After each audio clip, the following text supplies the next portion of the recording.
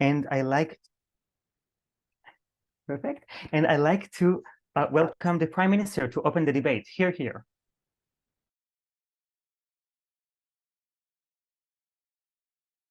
Okay, just give me a couple of seconds.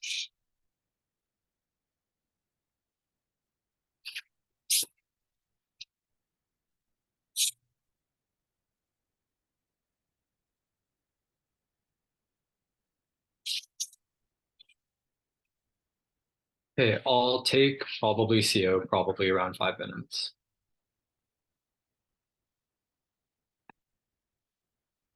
Beginning in 3, 2, 1. Two main pushes, firstly on access and development, secondly on why you promote safe and ethical AI development. First, a couple of pieces on framing on why this is likely to be done well. And before even that, we think obviously just open source means that the code is available and accessible. You publish how you're developing and coding AI, and you allow access for people to be able to see that and do whatever they want necessarily with it.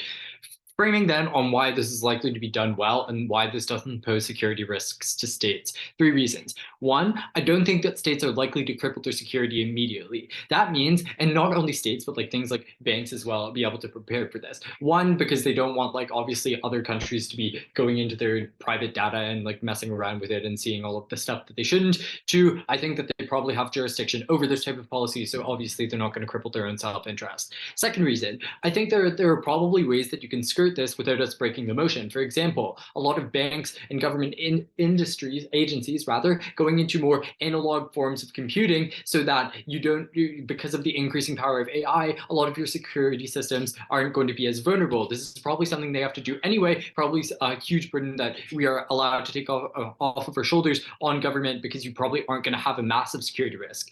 Third, these incentives probably exist on either side of the house, but like I don't think that you are going to want to do cyber espionage on another country to a greater extent now that it's open source, because generally countries have access to the most advanced and cutting edge forms of technology regardless, meaning that they are probably not the ones that are going to be benefited or harmed the most by innovations in AI technology. It's probably people like individual consumers and companies on the smaller scale that have no access to that sort of technology in the status quo, and that access is going to be improved once you allow open source. Okay, that being said, getting onto our first argument about access and development. What are the status quo problems to access to AI? Why is that problematic? I think one, it looks like in a lot of cases for large models of AI, and this is not specific to things like code, that you actually do have intellectual property rights over. So things like patents, this is pretty much, it can be explained in the same way that you have like, say, a patent for a drug that prevents you from making generic forms that are going to be more accessible for broader populations. Secondly, if you're, say, a small country or a small company in a poor country, you don't have access to all of the sorts of research teams, very powerful computers that you're going to have at Apple and Google and whoever else is doing AI. So there's a problem of like just the immense startup costs mean that you are not going to be able to have the computing power necessary to create certain forms of AI that are the most powerful and the cutting edge. Clarification, Shaurya. Yeah, sorry, what's a major AI research and development project versus a minor one?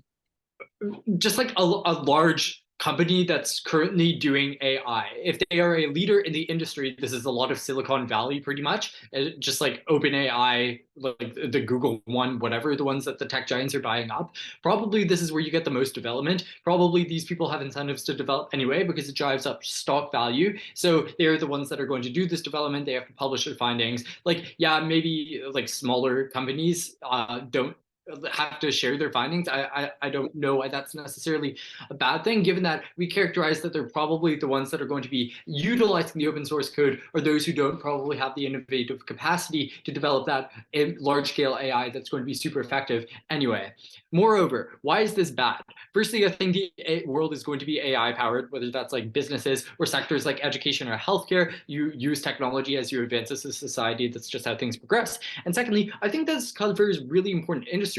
So example is not just like ChatGPT and large language models. It's things like programming nurses that can diagnose diseases more effectively than an actual doctor can, or providing one-on-one educational assistance to like deliver education to females in the developing world, or just like anywhere that doesn't have access to teachers or doctors. This is something that's really important when you can program a computer to do things that a human would normally be able to do with the same accuracy, you get access to a lot more human capital and just like good stuff. So how do we increase access? Firstly, I think that large companies are not going to have exclusive control anymore. This is already mapped out through analogy when I talked about drugs and how you get more generic forms that are more accessible. Second, even in their best case, if you have to pay for some larger model of AI, not just things like open source code, I think that you still have a larger scale because you have lower costs of this artificial intelligence, meaning that you are able to more widely distribute it. And like I said, you already skirt the initial burden of not having to pay initial huge startup costs that are going to come with a lot of research and developing your own lines of source code. That can be really hard to do if you don't have the human capital, which a lot of the countries and industries, like I said, healthcare and education, a lot of countries that are most in need of huge advances in these industries don't have a lot of capital to be able to do this.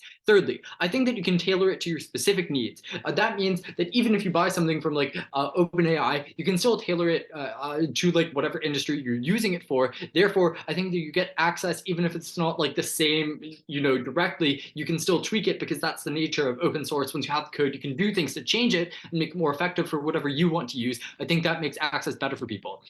Thirdly, then, why do we get better AI? This is like, for example, when large language models came into like their great power with ChatGPT, this was because the transformer capacity of different sectors of AI, that was like image, data, language processing, all got a lot more connected. Basically, what I'm trying to say here is when you get more collaboration across AI development, as in you don't have people siloed into different sectors of AI anymore, and they can all collaborate together, when you expand access, and this is pretty logically true anyway, when you have more people working on a project, obviously the innovative capacity increases and you can get more productive AI that's more able to accurately do things. And like I said, it's not just generating funny text on ChatGPT, it's literally saving people's lives and driving economies forward and increasing economic output, which can be really important for developing economies. Second argument then, why do we have safe and ethical development? Problems in the status quo. People don't know how AI is being developed and they're scared of it. Second, it can be racist. We think obviously it's intuitive why these bad. How do we fix this? Firstly, currently there are huge barriers to not knowing how AI is trained because it works through a neural network. You subject it to billions of pieces of data when you're training it to make accurate predictions, which is like the brain power of the AI. But currently, companies don't have to publish how they're doing this. And part of the open source code and making your AI open source is showing how you trained and developed it. That can lead to a lot of important impacts. For example, if people are having their image rights violated on the internet because you are training your AI on all of the public data that's available through the internet, and then suddenly your face suddenly pops up in a DALL-E image, obviously that's not realistic, but people still are having their image rights and like personal privacy rights compromised, you now have accountability against this because now you know that companies are doing this. Secondly, I think that you solve black box problems better when you have people working on the same project. You actually know how AI is generating outputs, and if something goes wrong, you're able to accurately diagnose it. I think you get better AI, you get safer AI. We were very proud to propose.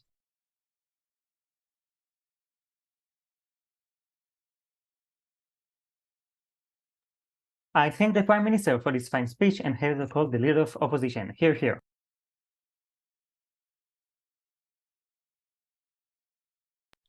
Now I'm probably audible. Yep. Let's open my timer. My ritual cough and drink.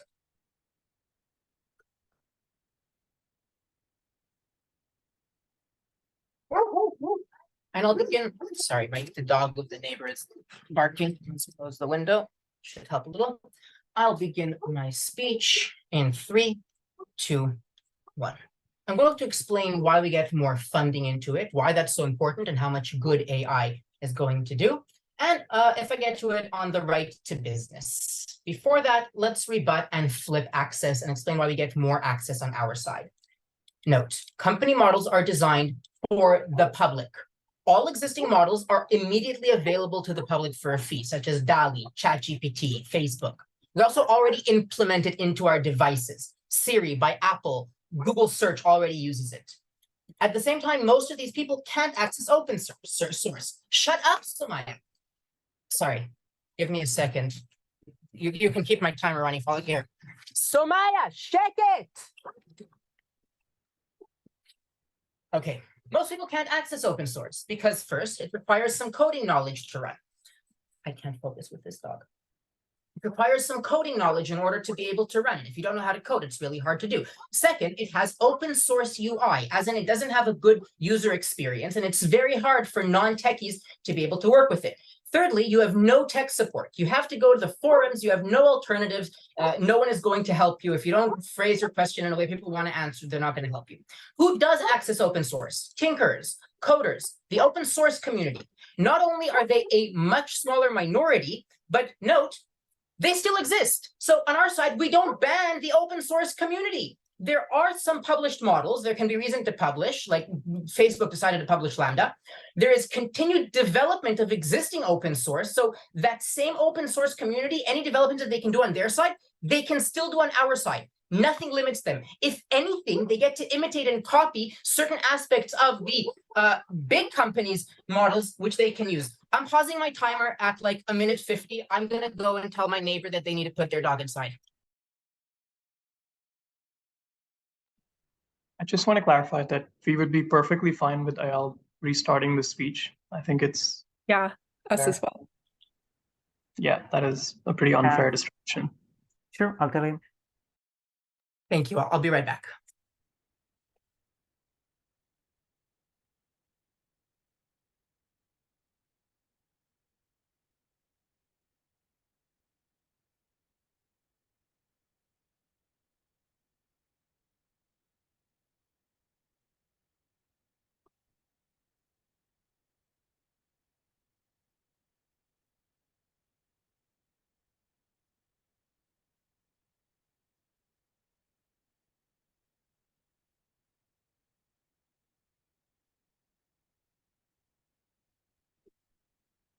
Otherwise, Okay, I'll try and do that.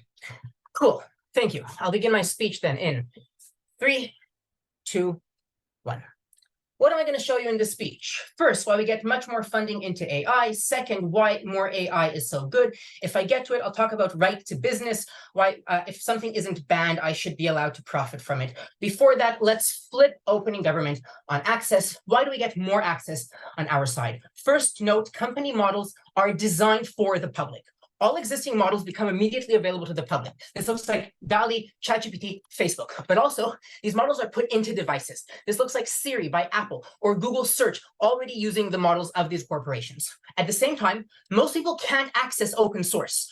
Open source requires some coding knowledge in order to run these models on your own computer. There is no accessible platform for you to access these on. At the same time, you have to deal with open source UI. You don't have a good user experience that makes it accessible for you. It's very hard for non-techies to do. You also have no tech support. You have no official from the corporation you can approach, and you have to go to forums and hope someone will give you an answer. If any of you have ever been on any coding forum, you know that that's unlikely. Who does access open source software? Tinkers, coders, the open source community. Not only are they a much smaller minority than my population, but note, we still have the open source community. We're not banning them. What does this look like? First, there are some published models that already exist, like Lambda. Second, we have the continued development of existing open source. So the same strong open source community that they believe exists on their side still exists on our side. They can still do any developments they want. If anything, they get more ideas through the cross-contamination between open source and non-open source, as well as future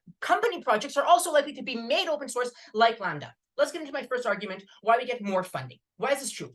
First, it's a profit incentive. So we bring in user revenue, like OpenAI charging for every question to ChatGPT. With a large user base, many platforms succeed with advertising. We even see platforms like Facebook or YouTube succeeding as open source and free. Second, these programs are better at analytics. So they create useful conclusions for the corporations. If Facebook want to know which content is best for them to show me on my feed, then they get a better analysis of that if they use open source than any alternative, using AI deep learning than any alternative way to discover that.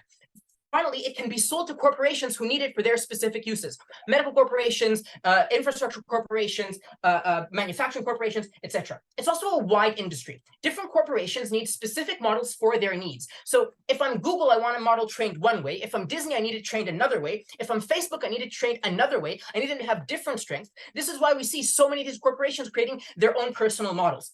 At the same time, note, these corporations want to be at the forefront of a developing field. It's much like IBM or Google's quantum quantum computer or the metaverse. They want to be ready for the world of tomorrow and for the additional uses we'll discover tomorrow. Why is this important? First, we can mobilize far more people to code this. Open source coders are people who in their free time and for no profit sit down to do work. In a world where most people are forced to work far more than 8-hour work days and have very little time for friends, a social life, hobbies, their family, few people are going to engage in that. A privileged few people. But secondly, we can mobilize the best people. The people who value their time the most and who are most experts at these fields get paid up to $100,000 by corporations for their expertise. We get people who are trained by Stanford, by Harvard, by Oxford, other universities that I compete against and never represent. At the same time, all of the incomers into the industry, anyone who's learning to code, who's going into computer science, aims for AI. This is the shiny new field that everyone wants to enter, which means that the best minds are going to enter it specifically because they want the jobs in it and for no other reason. Let's take a POI from opening. Okay, Closing down. but there's still first Closing. mover advantage and incentives to develop AI in the status quo. You've given me no reason to believe that AI just simply stops existing because it's now open source. I didn't tell you AI stops existing. I told you we have a huge extent of it existing more, being funded more, having more diverse options. We have all of your options included within our options and so much more. And I showed you that everything I said is far more accessible than the things you said. This is an easy top half. Why is more AI good? What does AI give us? First, it gives us far more knowledge. So if I want to learn the answer to a question, and I'm not proficient at Googling, and I don't know how to scan 5 links quickly like a debater, but I'm just an average person, I get stuck with these questions unless Siri can answer it, and now Siri can answer it. People who become used to the AI being able to give them this knowledge access more. Sure, it's not always accurate because it's based on our global scope of human knowledge and understanding. But it means that it's at least just as accurate as when I access that scope on my own. But secondly, we get far more access. Any job an AI can do, I now don't have to pay someone to do it. If I want to start a small company, but I need a logo for that, and that's expensive, and I need to print a menu and design it, and that's expensive, I can now use AI. If I want to start making YouTube videos, but I have no clue how to edit, I can now use AI.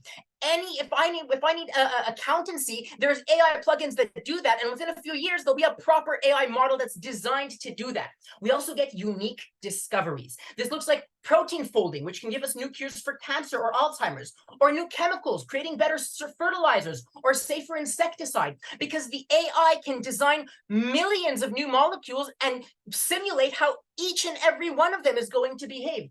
We're also better at intellectual jobs. So soon the AI can already pass the LSATs. Soon it'll be able to represent me in court. If I can sue someone without having to be able to afford a lawyer, the court system and the notion of justice become accessible to the masses. The same thing is true for doctors. People who don't have enough doctors in their country or who don't have insurance, now at least the diagnostic part the doctors can do, and this also frees up actual doctors to focus on things where we need doctors like surgery. Until the AI will become better than real doctors at surgery as well, and then we'll have accessible surgery, which would be amazing. What are the impacts of this? First, we get equality, as in everyone gets access to these things, and we equalize the playing field because AI is now a tool in the hands of every individual. We make it happen far faster in far more fields and reach far more people. But secondly, prosperity increases overall productivity. So if I don't have to spend money on things, but I can access them, if we cut costs, we increase wealth. It's not just that we're increasing the size of the cake without sharing it well. This division goes bottom up. The poorest people who can't currently afford these things, we give them access to these things, allowing them to be more prosperous, live a better life, earn more money. As a society, it becomes easier for us to help the underprivileged or even the unemployed who lose their job as a result of this progress. For all these reasons, go with opening opposition. I sent a leader of opposition for this fine speech and have it to call the DPM. Here.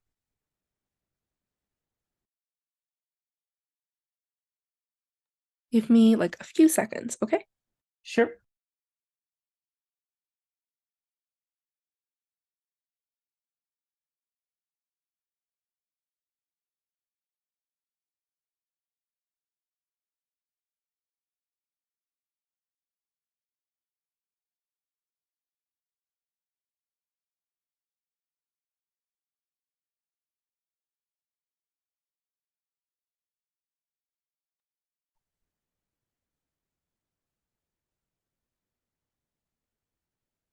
Okay, great.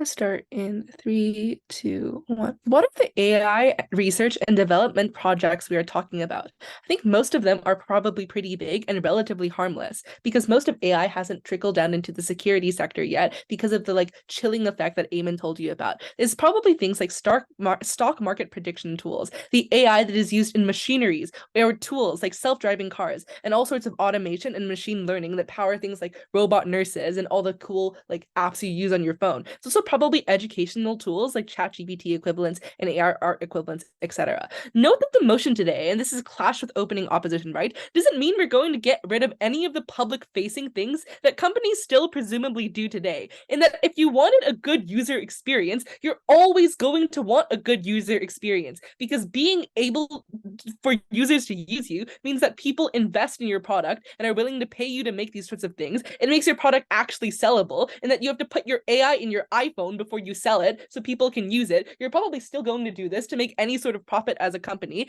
and we're not stopping companies from doing this. The only difference now is we're saying you need to put it out on open source as well. Open source literally just means take the code you took from the product and you just put it on the internet so people can look at it, and you explain how you made it. So all the products and dividends that you get from this still end up getting produced because you need to produce those things as the principle of existing as a company. Your goods need to be fucking sellable. But I want to flip opening opposition, right? You can still opening government.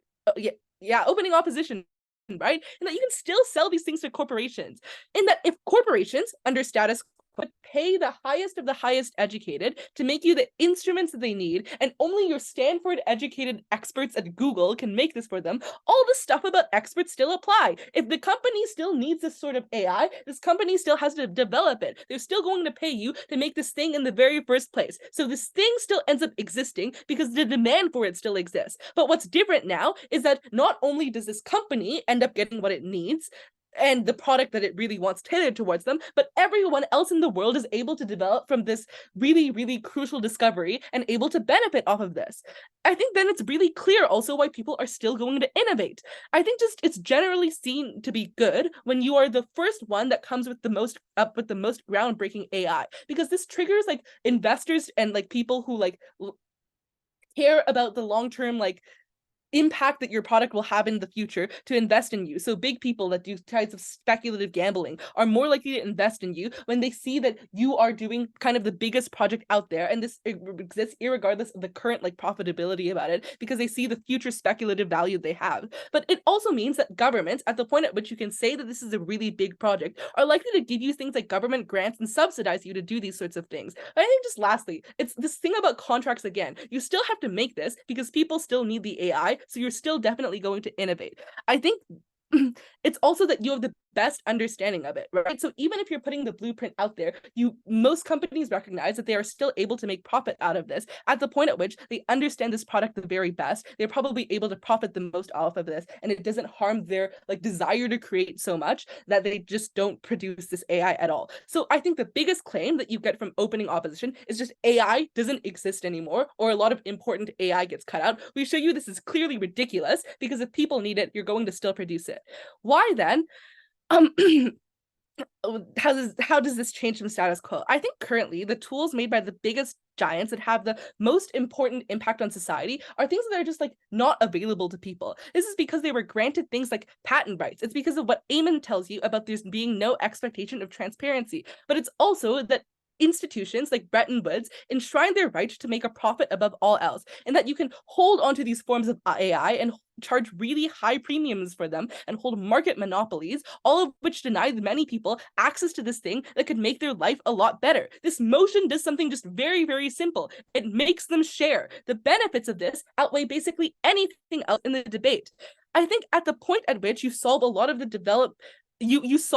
developmental startup cost problems in developing countries, and that a lot of the countries that we're talking about don't have the ability to build this software from scratch, but they do have the ability to learn about it and to adapt it and to make this something really good for their country that they otherwise can't use. This means that they benefit a lot from being able to access forms of development and forms of software that they never else would have had, and this has potentially life-changing impacts. I think the scale of this just matters a lot more, right? Because on opposition, I don't really care if Google isn't able to make a completely new instrument. Forcing Google or these other companies to publish stuff about the research projects they are currently doing means that other places in the world are able to take this open software and modify it and make better sorts of products. I think secondarily, this AI just gets a whole lot better, right? Because currently you are reliant on the company you contract to make the best form of product for you. They have patent rights over it, which means that you can't modify it, even if modifying it would be something that's really good for you. So like if you as the company tell the AI company to make something else, maybe they don't make a perfect product, but instead of you being able to change it, you have to pay that other person to come and change it. I think this means on our side of the house, people have a lot more adaptability over this kind of thing and have a lot more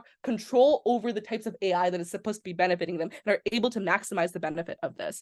Before I go on, POI from closing. Sure. Can you analyze how this affects small companies who you have conceded are not going to be subject to the motion? Yeah, I think this benefits small companies a lot, right? Because small companies are now just able to develop in like a lot more of a sheltered way. I think they're they're able to like grow and develop their kind of software, and this is probably good for them. They don't have to like outcompete all these other people, and they're able to extract new forms of profit at the point at which they're able to look at existing AI, modify it, and make things that are good for themselves. I think generally just innovation and modifications on existing things are good. But I think if you're going to then make the argument in closing that these people are just going to make very like closed behind the door black box things and this is somehow going to take over the world, this is clearly ridiculous, right? Because at the point at which this is a mandate on everything, that means the biggest AI things that have the biggest impact on society have to go through the screening process that Eamon told you about, right? Because the government is going to look at these, they're going to assess all the security risks that come with them, which means that your nation is a lot better prepared to deal with any of the potential fallbacks in this type of AI than they ever were before. I think lastly, you just solve a lot of the black box problems that otherwise exist, in that the people that this AI uses, the artists, the actors, whatever, currently aren't able to point at the ways that AI harmed them because they don't have the like blueprint it was made of. It just doesn't exist in them. At the point at which they can look at this and point out different parts of this code that may be treating them wrong, they have a much better path to access to claiming any sorts of harms against them. I think I've analyzed pretty clearly why this is incredibly good. This outweighs probably any other harms because the market controls for these other harms.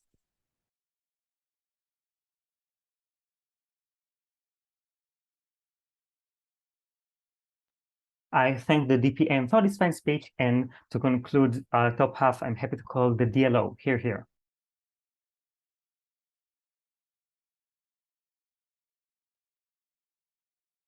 Hey, am I clearly audible? Yeah, you are.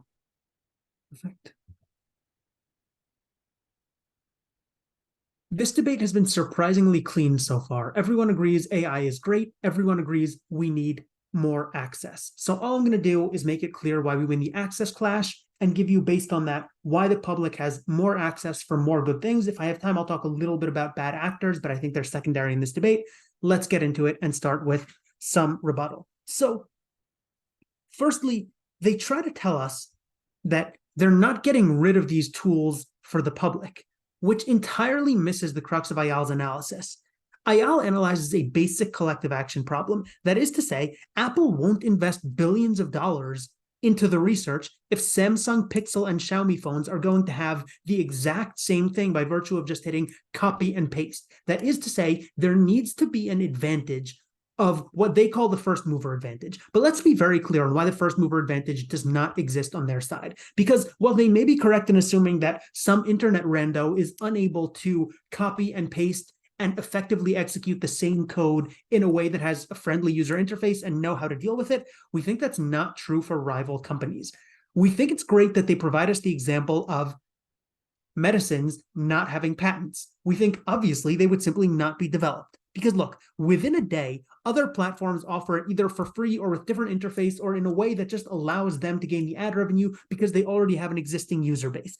Therefore, without the ad revenue or the guarantee of cornering any sort of market that you get on our side because you have time when only ChatGPT does this, and obviously then Google will work to create Bard to compete with Bing, but we think when there's at least a first mover advantage of an actual month or two where no one else can just copy what you did, you can then say sell to investors, hey, this is worth it because we have a unique advantage here. But you can also sell within your own company that, hey, we are going to corner the market and therefore we have a viable path to revenue that simply does not exist on their side. And note, even if they want to tell you maybe sometimes it does and sometimes it doesn't, note the inherent risk here. Developing a new generation of AI often costs hundreds of millions in research alone. We think that research isn't worth it for the same reason that developing a new drug is not worth it if everyone will have that under a different label tomorrow. We think just these basic patent protections are absolutely critical in the ability to earn money, and therefore, as Ayal tells you,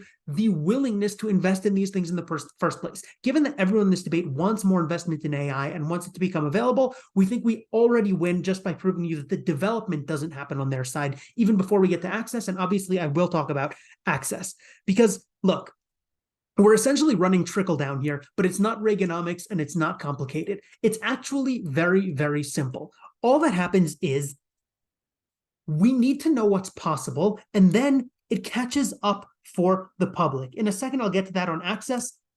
Let's see. Yeah, the last thing to point out here from OG is they tell us that businesses need to be able to change it for their own needs and not simply buy it from the corporation, because if you buy it from a corporation, you have to pay the corporation to tailor it to your needs. Note the massive concession hidden in here. Essentially, they're telling us that on their side, the corporation that developed it does not gain any profit from it, whereas on our side, where a business is paying this corporation to tweak it or tinker it for their needs, there is actual profit. That profit is what we call incentive to develop these things in the first place. They simply don't get nearly the same level of development on their side. So let's talk about why, given the fact that we have development, the public still gets access to this development. And no, we don't even need this. We think at the point at which ChatGPT is simply better and more available, and you are able to use it in your lab, even for a price, for protein folding or to get a new lawyer, or all of our examples, we think we can already win just on that, even if these tools are not open access and open source. But we think they are. 5 basic reasons here. Firstly, on our side, companies race to be the first to provide every AI tool because we actually provide that first mover advantage,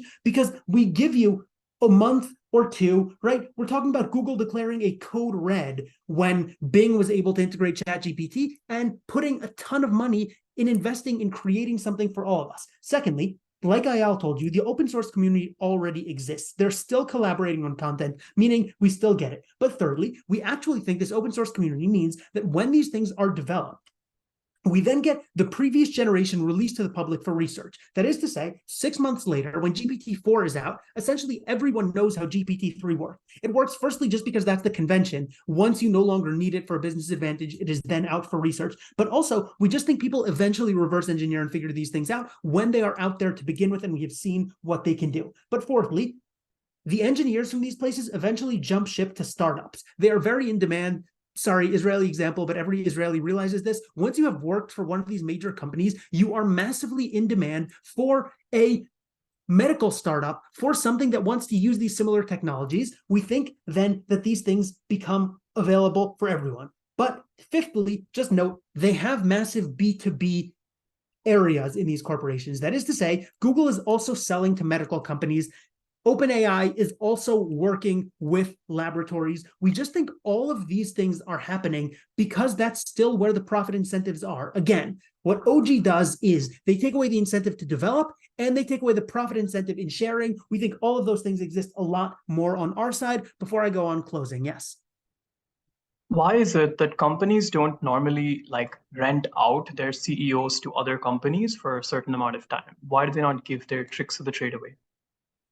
Obviously, companies don't have an interest in giving away their tricks of the trade in their first few months. We think by the time you've moved on to the next technology and AI is making quantum leaps, the last generation, which is only available when it was developed in the first place, becomes available to everyone. That's the advantage on which we're basing our case, and that definitely still exists. Now, let's just note, even if this debate comes down to a delay, here's why we still win. That is to say, even if they want to say, oh, well, at least it costs a little bit less, and so it might take more time on OG, but at least everyone has equal access. Let's talk about why a delay is so bad and why our impacts are massive, even if we're only talking about moving up the timeline of things that are somewhat inevitable, although as we showed you, we think the incentive essentially goes away.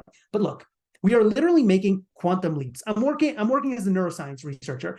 AI makes all the difference. Let me make it clear. The difference between curing dementia in 6 years or 9 years means that 3 full years of people, that's a couple 100 million people, will either suffer from dementia or not suffer from dementia. The number of people who can't represent themselves in court, the number of people who will die of diseases that AI is healing, all of these quantum leaps are so quick that 6 months later, a year later, 2 years later, we have lost millions of people. For that alone, because we get incentives to develop and because we get it to the necessary actors, we call on you to oppose the motion.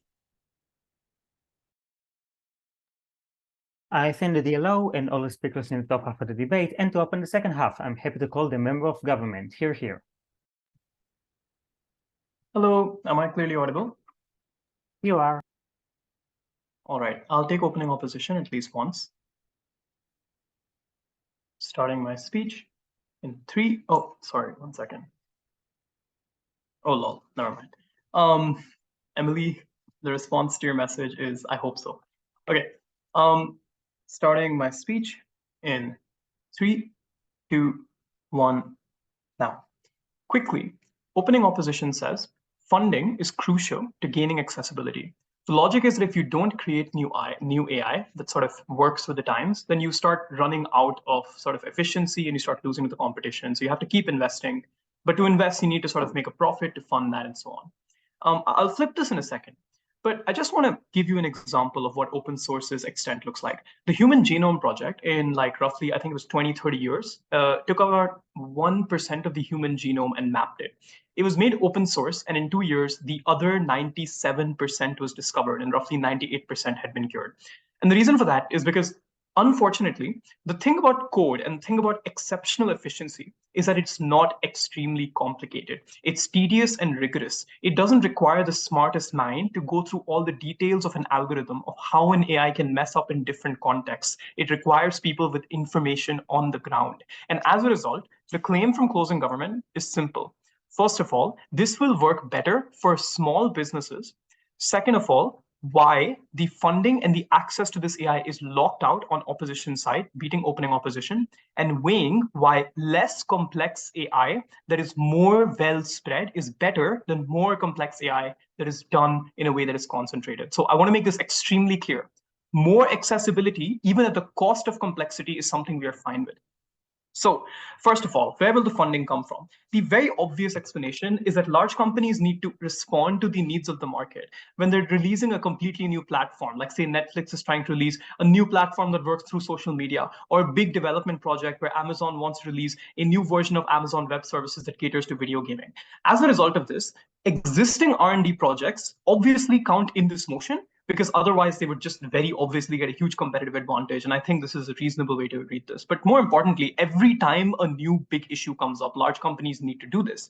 They can't make a profit from it. So where will the money come from? First of all, immense government funding, because most incentives for the government to spend into this are going to be through galvanizing businesses to pool into a fund that pushes that money into these projects, which opening government asserts but doesn't tell you why it would happen. It would happen because the biggest companies need to stay efficient, because otherwise they lose out in competition with their other competitors. Even if 2 or 3 big businesses don't want to give that access to small businesses, the issue is small businesses tend to outnumber them in the political context. And when the legal protection of copyrights and the perception that you own your algorithm goes away, this opens the floodgates to forcing them to fund this. But second of all, note how much money the government has now. First of all, researchers are not being hired by companies, they're being hired by the state, so their salaries don't need to be as high because you're not competing with Amazon anymore to do your research projects. But second of all, it just justifies it to everyone, because now this is a big public pool everyone can access, while otherwise AI subsidies only help a small minority of people or a different subset of businesses because they're targeted.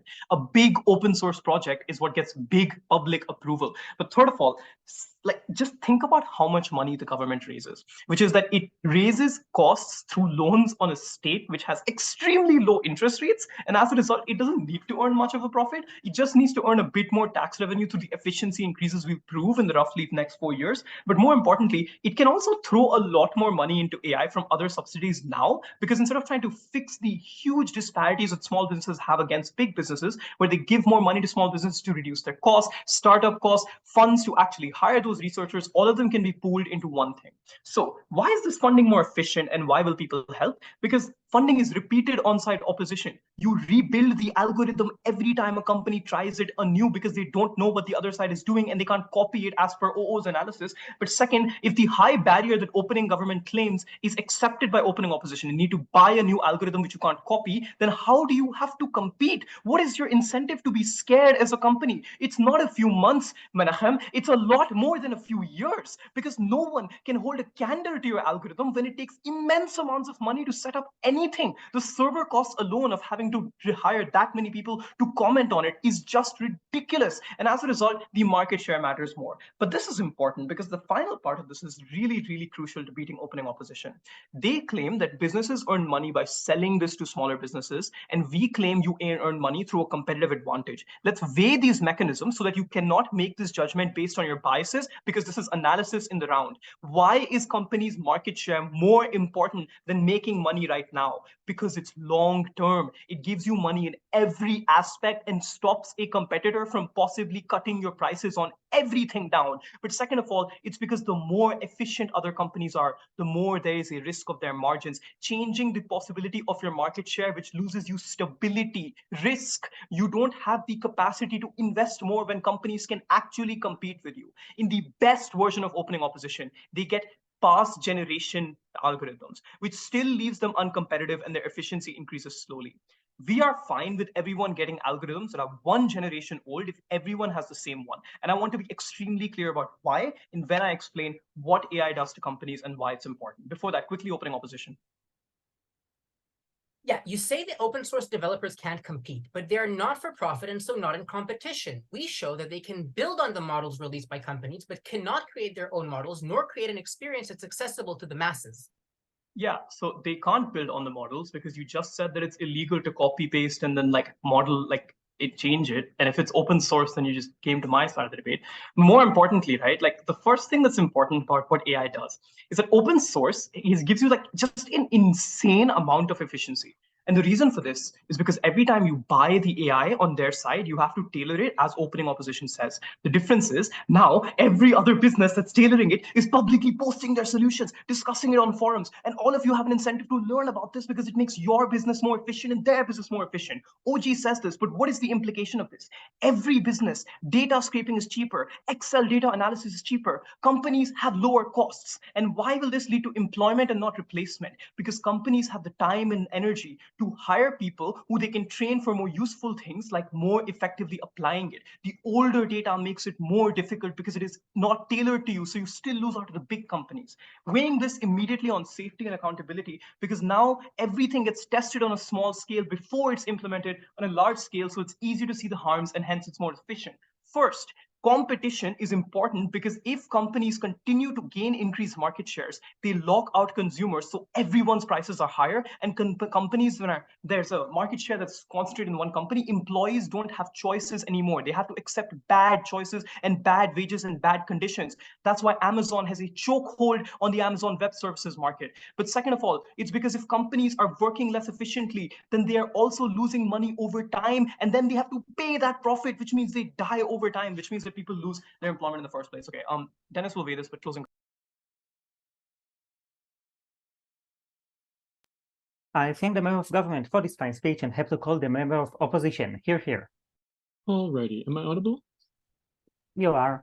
A few notes. So one, I haven't started my speech yet. Ethan had an emergency, so I am going to be Iron Manning. With that in mind, can I please rescind my permission to record?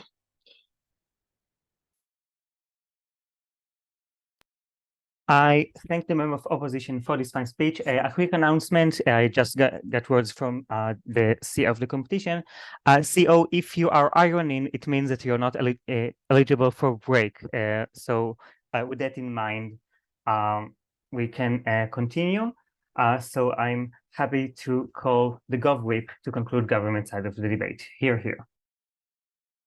Before I move on, Nick, do you know if Ethan can come back or if it would make sense for him to?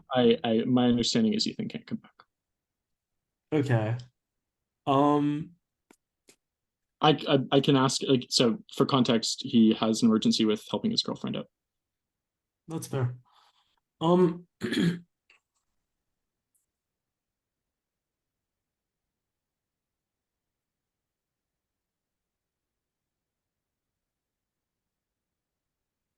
everyone ready? Yep.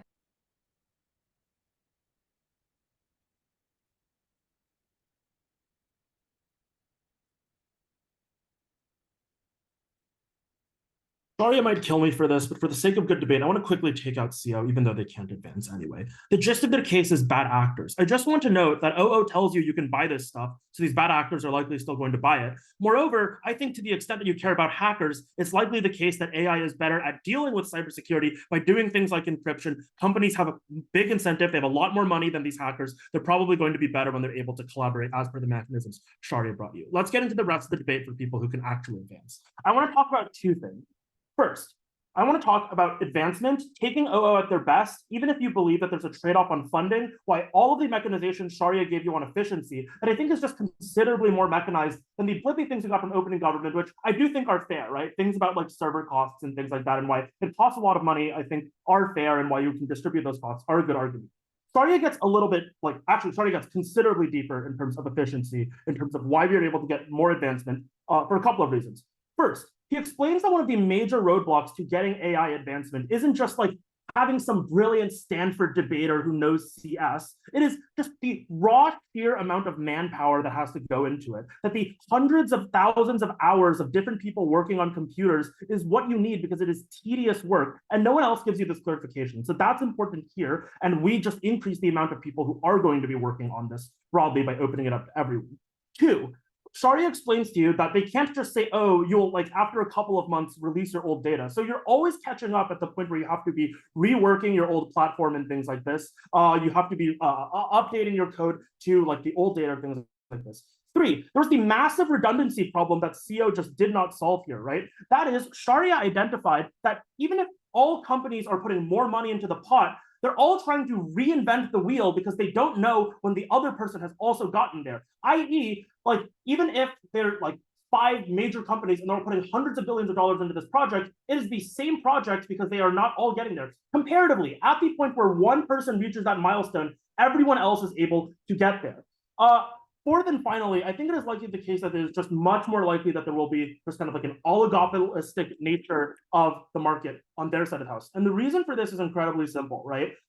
Even if it is the case that they have a profit incentive to get to starting point A before advancing, the point is that they have no incentive to keep going at the point where they know that they just have such a large head start over pretty much everyone else in the market, right? This becomes less of a problem at the point where now everyone has access to this data. But then you might be asking yourself, well, what are they going to be competing on? What is the incentive here? That is the main OO push here, right? That even if you were better able to collaborate and overcome the 5 efficiency mechanisms Shaurya brought you, why would you want to do it? I think there's a couple of things that we provide you in rebuttal. First, we explained to you that being first here oftentimes matters because you are able to compete on other things like applications, on things like hardware, on knowing how to use this code. You are still going to be incentivized to want to get to the starting point because even if you can't reap the profits of having that specific code itself, you still reap the broad network effects of just having better AI code that you use as a platform, i.e., even if everyone else has access to the training model that I use to develop the Siri algorithm, the application of that data in the Siri program is still copyrighted, is still something that only Apple can have. I can have the code that they use to train that algorithm. That doesn't mean that I have the massive amounts of data that Apple had to train the algorithm on. It doesn't mean that I have the coders that understand the applications of this. So I think there are still significant reasons that we provided to you as to why that incentive still exists. Versus opening government now, so explaining what I did is explained why even if you don't care, even if you take OO at their best and say that funding is something they're ahead on, that even if they have more dollars, each individual dollar goes considerably further on our side of the house. But I actually do think we're able to explain why it is that we are ahead on funding. This is something that I don't think opening government was able to accomplish, given that their arguments were about why it is that we lower the costs so that even if we have lower funding, that's okay. I think we're going to be beating OO, even if you believe that getting that funding is the most important thing. So how are we going to get people into this? This was the material Shaurya brought you about governments and their incentives, right? We explain why it is that the government is now going to do things like organize collaboration between corporations because these countries still want to compete with other countries, i.e., the AI companies in America. America has an incentive that they are doing better than China. America, in their Senate House, does not have the ability to prop these things up because of the fact that when it is not open source, they do not have the ability to look at this code. Moreover, there are just like questions of like whether they can trust the government with this code and things like this. They're probably worried about that. Those go away on their Senate House. The collective action problems that make it such that the state does not have the ability to organize these corporations in terms of advancing and giving them funding dramatically go away. So it is much easier to do things like justify giving that funding to the public when you say that it is going to be great uses of AI that OO and OG seem to agree happen, meaning that sure, even though the rent-seeking nature of charging $50 for open AI maybe disappears on our Senate House, the political capital to do things like do massive government subsidies, to do things like organized collaboration and like think tanks between corporations is considerably larger on their setups. And I think that solves the funding problem here. We explain why the best version of opposition is bad because we engage their highest ground of immense advancement. First, we cast doubt, if not flip the idea of efficiency by showing how companies waste money on reinventing the wheel and how without competition, there is no incentive to invest. And second, we explain why oligopolies harm everyone and weigh these impacts because it harms every single industry. Before I move on, I'll take a question from OO or CO. Anyone? No? Great.